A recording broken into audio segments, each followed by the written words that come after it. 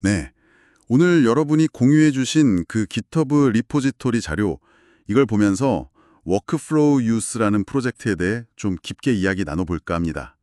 웹브라우저 작업 자동화, 뭐 이런 거에 관심 있으셨다면 오늘 내용이 특히 흥미로우실 거예요. 네, 저도 자료들 쭉 훑어봤는데 리드미 파일부터 소스 코드 일부, 설정 파일까지 있더라고요. 맞아요.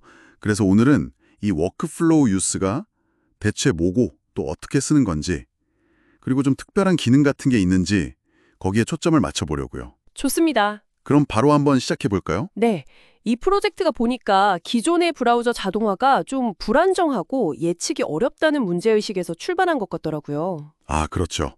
맨날 하던 작업인데도 가끔 실패하고 그러잖아요. 네, 맞아요. 그래서 단순히 반복 작업을 녹화하는 걸 넘어서 뭐랄까? 결정론적 실행 같은 걸 강조하는 것 같아요. 심지어 변수 사용이나 특정 단계 실패하면 다른 방법으로 그 브라우저 유스 기능으로 대체하는 그런 아이디어까지 있는 것 같고요. 오, 결정론적이요? 그게 리드미에도 제일 먼저 나오던데 가장 쉬운 방법으로 결정론적 워크플로우를 생성하고 실행한다. 이게 그러니까 매번 똑같이 예측 가능하게 실행된다? 이런 의미인 거죠? 네, 정확합니다.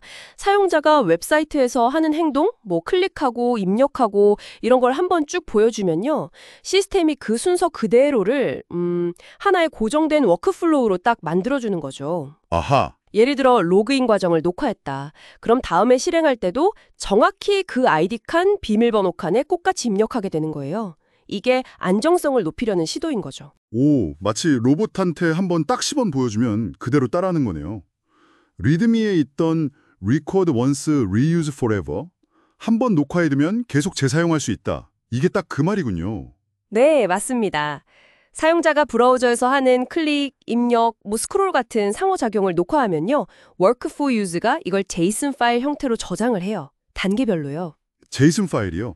그 안에 어떤 정보가 들어가나요? 그 파일 안에는 각 단계마다 뭐 어떤 웹 주소, URL이었는지, 그리고 어떤 요소, 예를 들어 버튼이나 입력창 같은 거 있잖아요. 그런 걸 식별하는 정보, 뭐 CSS 선택자나 XPath 같은 거요.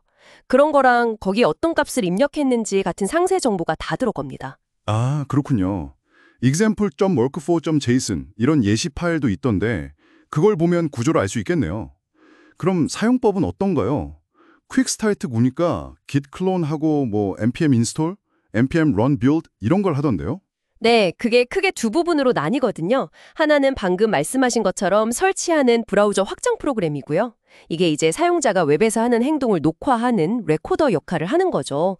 리액트 기반이라고 하고요. 아, 확장 프로그램으로 녹화를 하는 거군요. 네, 녹화를 시작하고 멈추면 그 과정이 옆에 사이드 패널 같은 데서 바로 보여요.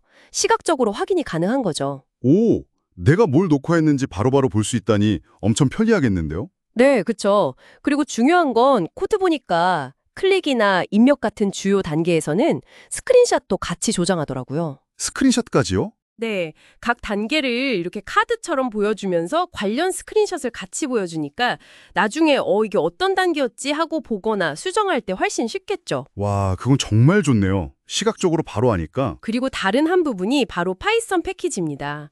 이게 실제로 그 녹화된 JSON 워크플로우 파일을 읽어서 브라우저를 조작해서 실행하는 러너 역할을 하는 거예요. 아하, 확장 프로그램은 녹화 담당, 파이썬 패키지는 실행 담당이군요. 맞습니다. 터미널에서 명령어로 실행할 수도 있고 뭐 클라이 PY 같은 걸로요.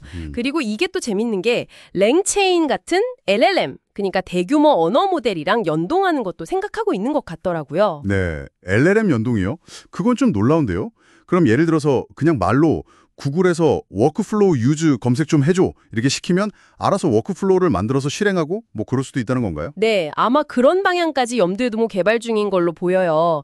리드미의 workflow.run as tool 이런 코드 예시가 살짝 나오는데 그게 그런 가능성을 보여주는 거죠. 와, 단순히 녹화 재생을 넘어서네요. 그렇죠. 그리고 그냥 실행만 하는 게 아니라 안정성에도 꽤 신경을 쓴 것 같아요. 웹페이지 요소 찾을 때 그냥 CSS 선택자 하나만 쓰는 게 아니라 뭐 XPath라든지 좀 더 안정적인 여러 방법을 시도해보고 get best element handle 이런 함수 로직을 보니까요. 요소가 바로 안 나타나면 잠깐 기다렸다가 다시 시도하고 그런 장치들이 내부적으로 있더라고요. 자, 그럼 정리를 좀 해보면 워크플로우 유스는 브라우저 작업을 녹화해서 제이슨 파일로 만들고 이걸 파이썬으로 안정적으로 실행하는 시스템이다. 결정론적 실행, 변수 사용 가능성, 또 브라우저 유주 대체 가능성도 있고 녹화랑 재사용이 쉽다는 거. 이게 핵심 특징이겠네요. 네, 맞습니다. 그리고 LLM 연동 잠재력까지요.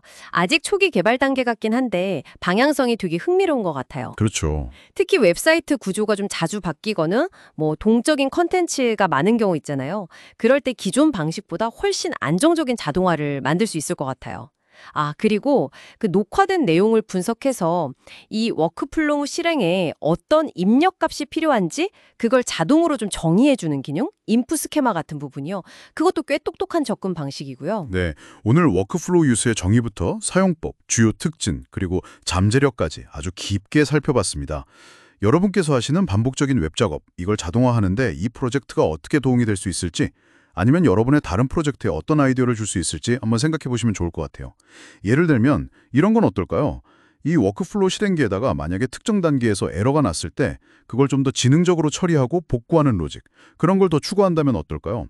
그러면 훨씬 더 복잡하고 예측 불가능한 실제 웹 환경에서도 더 강력하게 쓸 수 있는 자동화 도구가 되지 않을까? 한번 그런 생각도 해볼 수 있을 것 같습니다.